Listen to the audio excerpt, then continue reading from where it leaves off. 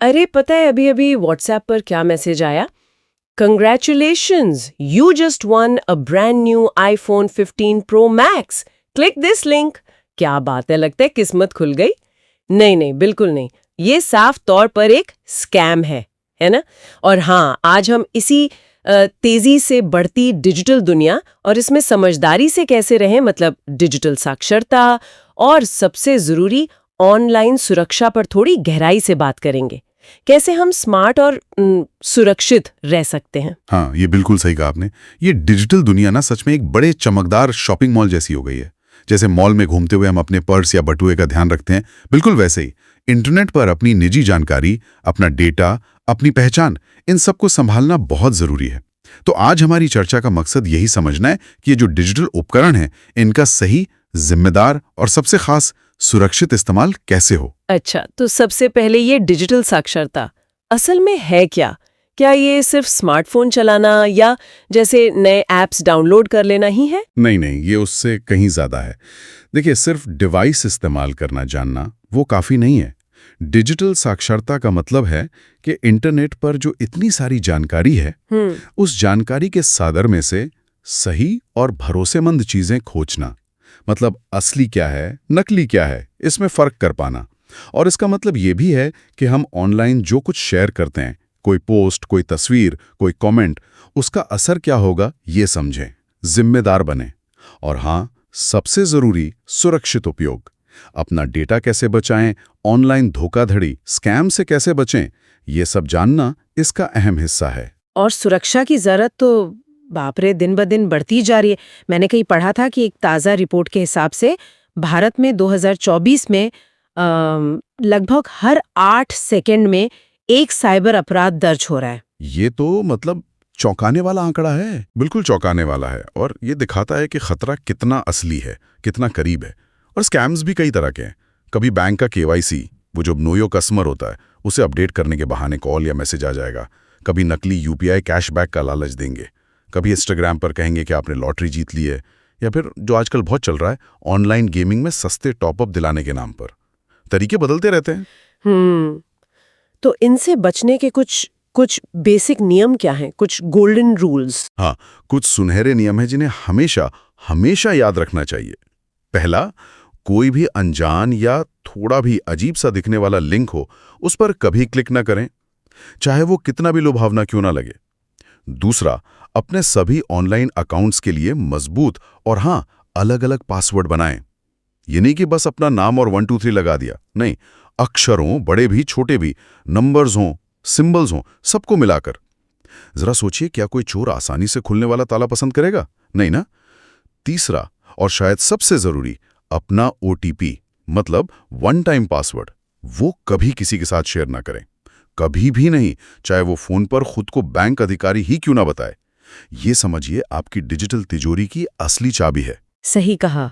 और ये बातें तो शायद छात्रों के लिए और भी ज्यादा जरूरी हैं, क्योंकि वो तो ऑनलाइन दुनिया में काफी एक्टिव रहते हैं। हाँ बिल्कुल, छात्रों के बीच गेमिंग स्कैम बहुत आम है। फर्जी ID या गेम पॉइंट सस्ते में बेचने का लालच देके फंसाते हैं। सोशल मीडिया पर नकली इन्फ्लुएंसर या फिर यूट्यूब पर वो वाईफाई कैसे हैक करें जैसे भ्रामक ट्यूटोरियल, ये सब उन्हें फंसा सकते हैं। अभी हाल ही में दिल्ली के एक छात्र का मामला सुना था। ऑनलाइन गेम, शायद PUBG था, उसके UC पॉइंट्स के चक्कर में पहले उसने कुछ 3,000 रुपये कमाए और फिर अनजाने में अपने पिता के क्रेडिट कार्ड से पता कितना, 50,000 से ज्यादा खर्च कर दिए। ओह, 50,000! हाँ, तो सबक साफ है, ये शॉर्टकट या सस्ते का लालच ना अक्सर बहुत महंगा पड़ जाता है। और अब तो जैसे टेक्नोलॉजी बढ़ रही है, खतरे भी एडवांस हो गए। जैसे ये AI, आर्टिफिशियल इंटेलिजेंस वाले स्कैम्स। मैंने बैंगलोर के एक व्यापारी के बारे में पढ़ा था। उन्हें AI से बनाई गई उनके दोस्त की नकली आवाज में कॉल आया और मदद के नाम पर उनसे 8 लाख रुपए ठग लिए। ये तो सच में डरावना है। हाँ, और इसी तरह डीप फेक वीडियो का खतरा भी बढ़ रहा है। इसमें AI का इस्तेमाल करके किसी का भी चेहरा या आवाज लगाकर नकली वीडियो बना देते हैं। हमने कई बॉलीवुड सेलेब्स के ऐसे वीडियो देखे भी हैं। ये जो नए खतरे हैं ना, ये दिखाते हैं कि हमें पहले से कहीं ज्यादा सतर्क और जागरूक रहने की जरूरत है।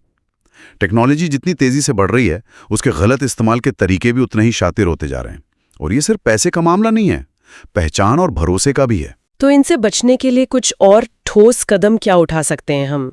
कुछ प्रैक्टिकल टिप्स? एक बहुत मजबूत चीज है 2 फैक्टर ऑथेंटिकेशन, जिसे 2FA कहते हैं।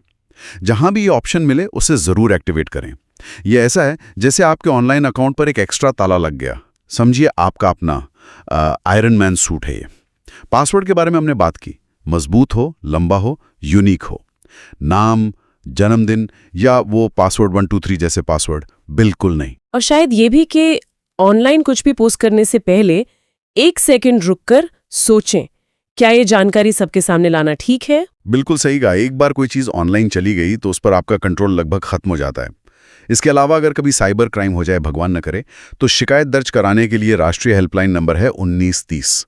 इसे ज़रूर याद रखें और ज़रूरत पड़ने पर इसका इस्तेमाल करने में हिचकिचाएं नहीं। और एक आखिरी बात पर बहुत ज़रूरी, कभी भी ओवर कॉन्फिडेंट ना हो। ये ना सोचें कि ये सब मेरे साथ नहीं हो सकता।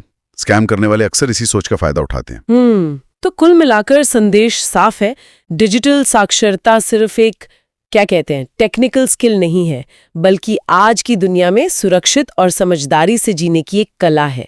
इंटरनेट ज्ञान, मनोरंजन, जुड़ाव, इन सब के लिए एक बेहतरीन जगह है, इसमें कोई शक नहीं। लेकिन जैसे असल दुनिया में सड़क पार करने के नियम होते हैं, वैसे ही ऑनलाइन दुनिया में भी सावधानी और सुरक्षा के नियम अपनाने बहुत जरूरी हैं। एकदम सही। तो अगली बार जब कोई अनजाना लिंक या कोई ऐसा ऑफर दिखे जिस पर यकीन करना मुश्किल हो, तो बस वो शुरू वाले आईफोन मैसेज को याद कर लीजिएगा।